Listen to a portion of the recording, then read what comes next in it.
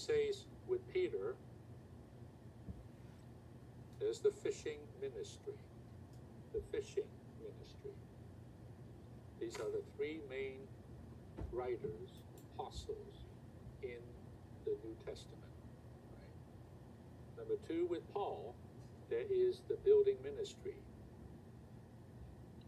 And with John, the Apostle John, there is the mending ministry.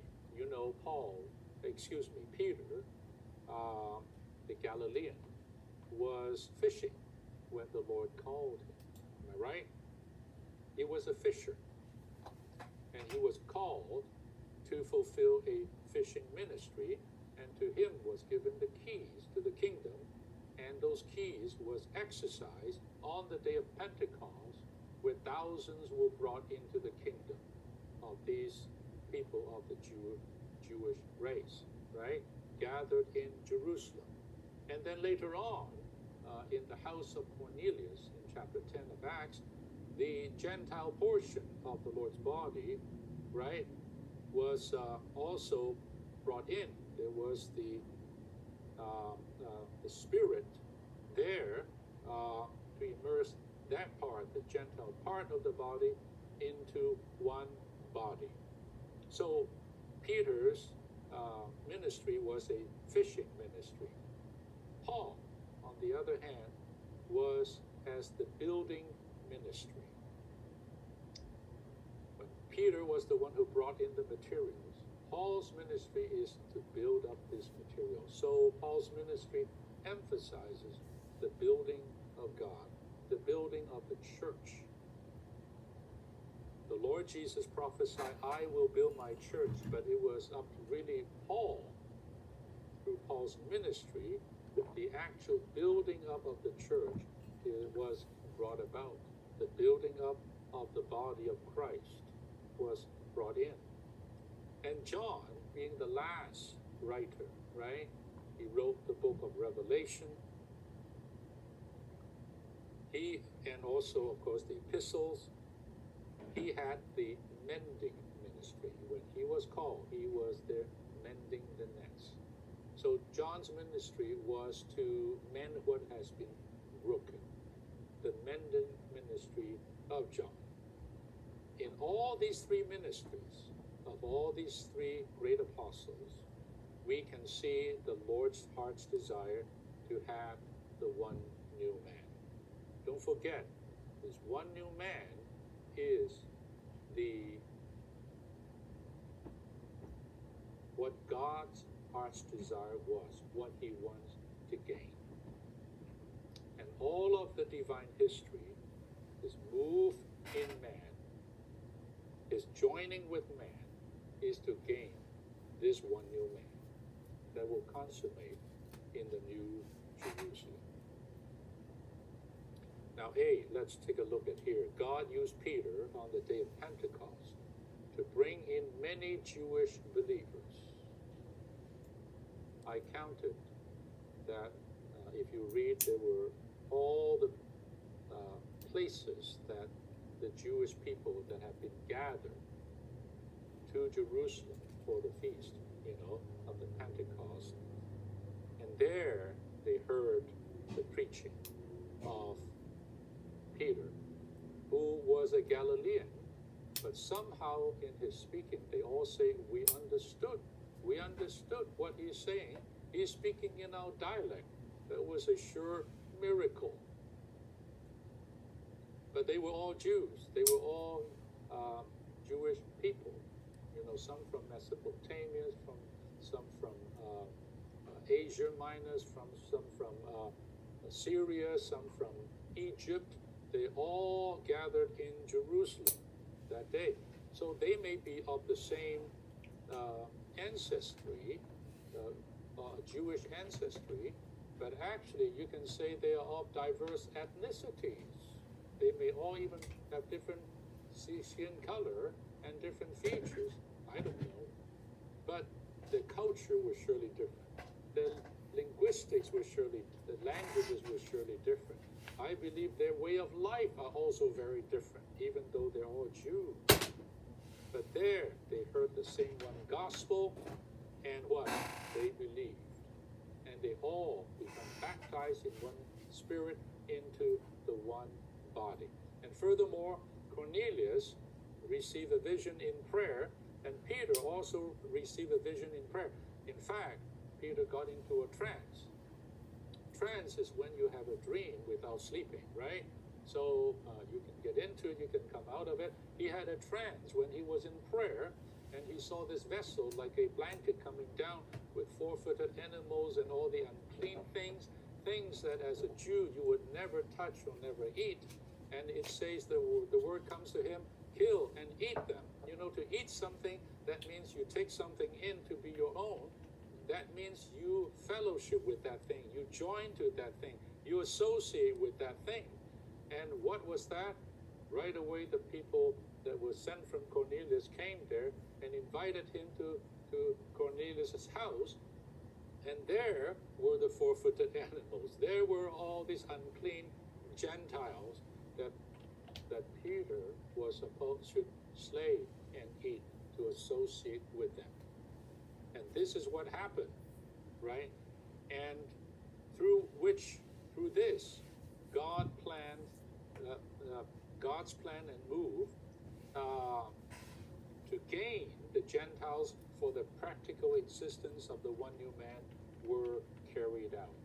Now, right there, if you go back and read Ephesians 2, that Paul talked about that Christ is our peace, he who has made both one and has broken down the little wall of partition, the enmity that comes from the enmity between the Jews and Gentiles of the different ordinances, the different ways of worship, and the different conventions, the all this that has separated Jews from Gentiles. There was a huge wall of partition. It was broken down when Christ died on the cross.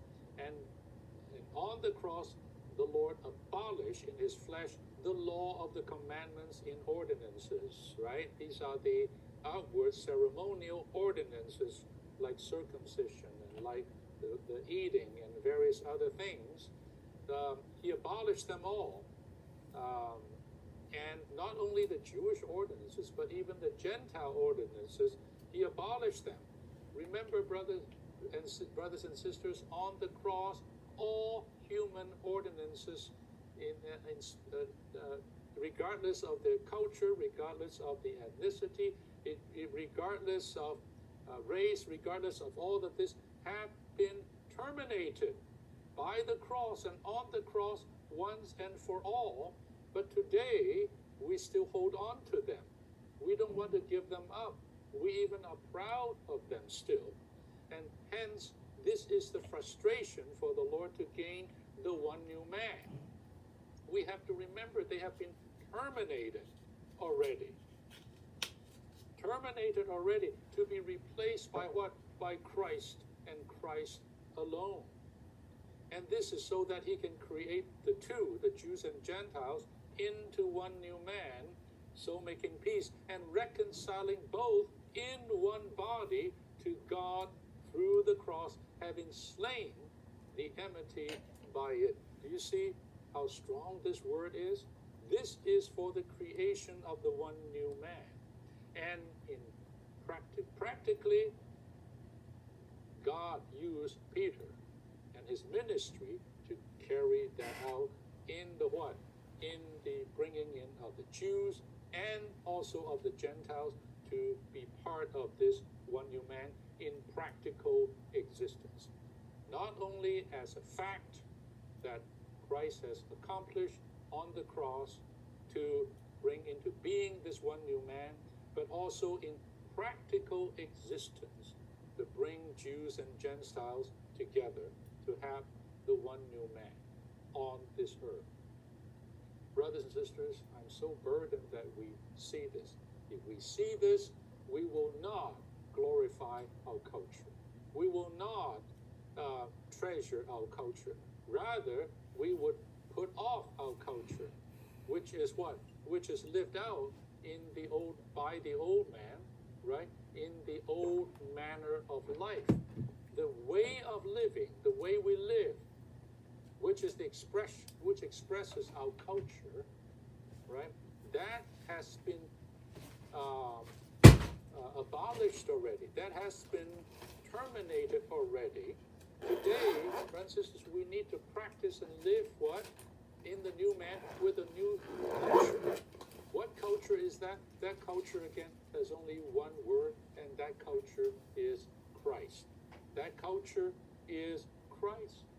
Dear saints, I hope that we would not only have a revelation or a vision, that today we would have the reality and the practicality in our daily life. Look, this country, USA, is split, is broken, is divided, is just pulled apart by all these things of race, of ethnicity, of culture, and all these things. The Lord's recovery, the churches should be an anti-testimony to that. We are the one new man, and there is a possibility for us to live this way. We cannot just be happy that to hear a message on the one new man, to hear a message of Christ replacing culture. We need to live it, brothers and sisters, day by day in our church life, in our marriage life, in our home life, in our church life, being with other brothers and sisters of different background, of different culture, of different languages. We need to what? Put off our old man. I have to put off my old man. You have to put off your old man, because it's nailed to the cross. Am I right? It's crucified. My old man has been crucified. So today, practically, we need to put it off, like this jacket. Put it off by the renewing of the mind, right? So that we would have what? The Spirit in our mind to renew it as the transforming element. We would not think like in the old way. We would not prioritize things as in the old way. We would not hold on to our old culture and our old way of living. We would rather put on the new man, put on Christ, to live Christ. So let's by the Lord's mercy do that. To do that, we need to drink of the Spirit on the one hand and be renewed in the spirit of our mind on the other hand, in our logic, in our thinking, in our concept. I'm sorry to say there could be still something in our heart, concerning race, concerning different culture, looking down, prejudices. Am I right? Deep within, that is an indication our mind is not fully renewed yet. B, Paul unveils in Ephesians 2:14 and 15 that Christ created both the Jews and the Gentiles into one new man through his new man creating death.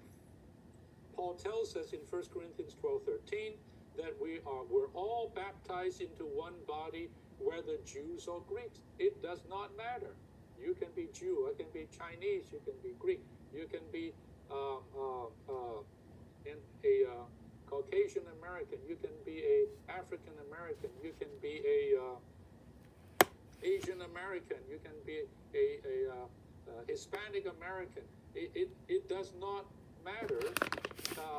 In his death, the Lord has terminated all of that. Truly, he has terminated all of that, and he created the new man in which there is none of this but Christ.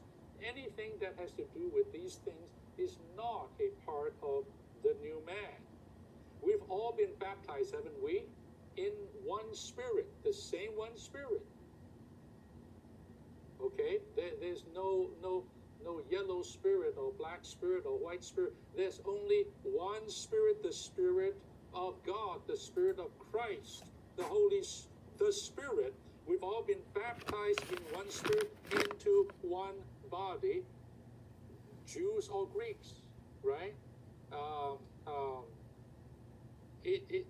We are in one body, brothers and sisters. And in Galatians 3:27 and 28, Paul tells us that Those who have been baptized into Christ have put on Christ. Haven't we put on Christ? Haven't we been baptized into Christ? We have.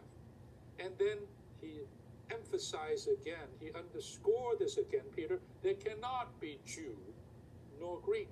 No, there cannot be. That means there's no room, no place, no position, no space for Jew nor Greek. No place for their lifestyles, no place for their kind of a way of living. No, this is, there cannot be here. Do we see this, brothers and sisters? I'm afraid that some saints still entertain the presence of these things. You know, because this is a sign that our mind is still not renewed.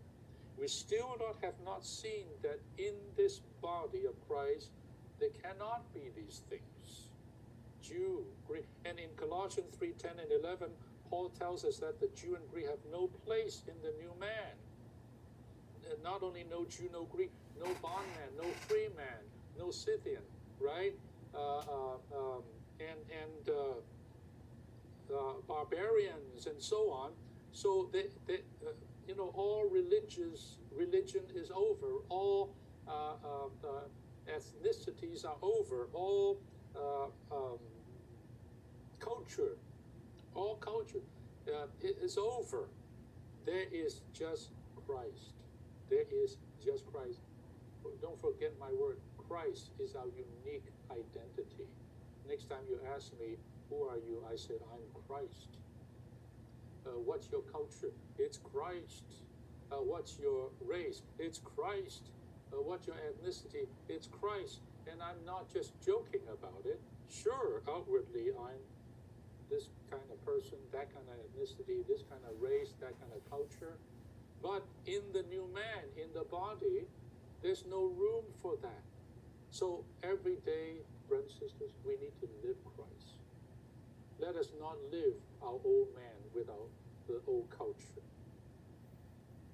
Let us live Christ, really. And so the cross has to be working, because it's the cross that terminated all these things.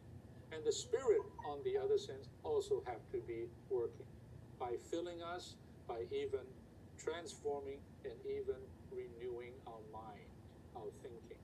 You know, brothers and sisters, this is mainly has to do with our mind, the way you think. Let us have our mind cleansed and washed of all the worldly thinking, you know, the things that you hear from social media, the things you hear from the people of the earth, even the thing you hear for the young people from your professors and teachers.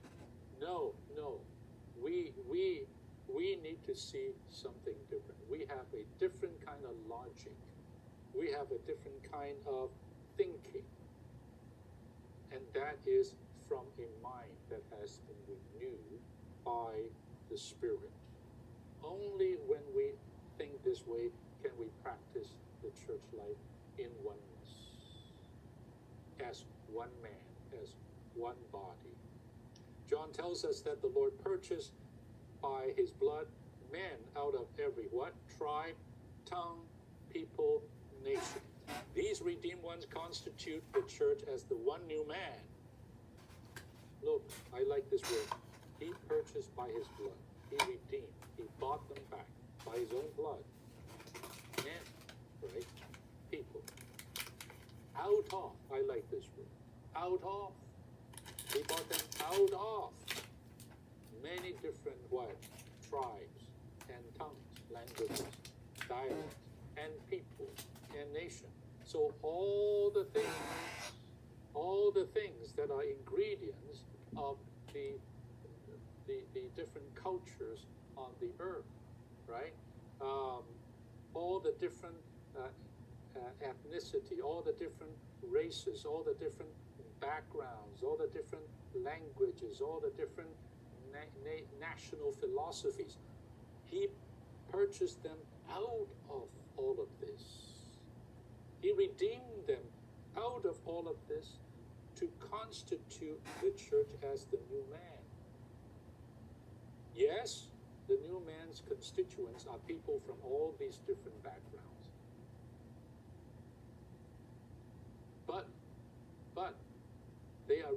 out of them to what? To comprise, to make up, to form, to be built up as what? Or to be constituted as just one body and one new man. Brothers, what salvation is this? What salvation is this? All right. Through John, we also see that the churches are the golden lampstands, and consummately, these lampstands become the New Jerusalem. In the lampstands and in the New Jerusalem, we can see no differences in peoples. You go and read the New Jerusalem in the Word, the last chapter, couple of chapters of the Bible. You will not find this. You will not find them. There may be nations outside of the New Jerusalem, but in the New Jerusalem, you don't see that. No differences. A great God-man, a new man in this universe. Indeed, this all indicates that daily we need to put off the old man and put on the new man by drinking of the one Spirit I mentioned already. How do we put on? How do we put on? Not by you making a decision. It does not work. We need to drink the one Spirit. The one drink. The Spirit. That one Spirit is simply the triune God consummated. Right? This one Spirit is simply the pneumatic Christ. The element, the unique element of the one new man. We just drink that, shall we? Let's not drink so many worldly things, worldly teachings, worldly philosophies. Don't spend so much time on social media, dear saints. That will corrupt you. That will divide us. That will put within us this worldly kind of thinking. That will break up the one new man, to cause us to accentuate our differences. No, we need to come back to Christ. We need to drink the Spirit, and we also, by drinking, cooperate with the Lord to let the Spirit fill our mind, or even invade our mind, to renew, that we may be renewed in the spirit of our mind in every area of our practical daily life, for the carrying out of the Lord's heart's desire to have the one new man in reality. I like to testify to you, since I really I should not say I'm confused. I'm very clear. My Christ is everything to me, right? My identity is Christ. But in my practical daily life, Chinese culture, or American culture, or California culture, or Southern culture, what dear saints, my burden is in our practical daily life. The new man has to come into existence. Even between husband and wife, in certain interracial marriage, intercultural marriages, it's a wonderful thing. It's a wonderful thing to have these cross marriages, like cross-cultural marriages like that. But that is also a problem. The way of cooking, the food, the way you eat, even in a marriage, in a family life. Dear saints, it is in the practical daily life we need to carry out the Lord's heart's desire to be the one new man in reality. I can eat this kind of food, I can eat that kind of food. In a way, I don't have any preference, right? I can mingle with this kind of brother who is not the same background as I am, not the same color as I am, right? Even we speak different languages, we have different backgrounds, and so on and so forth. We can do it, right? By way of blending with a renewed mind,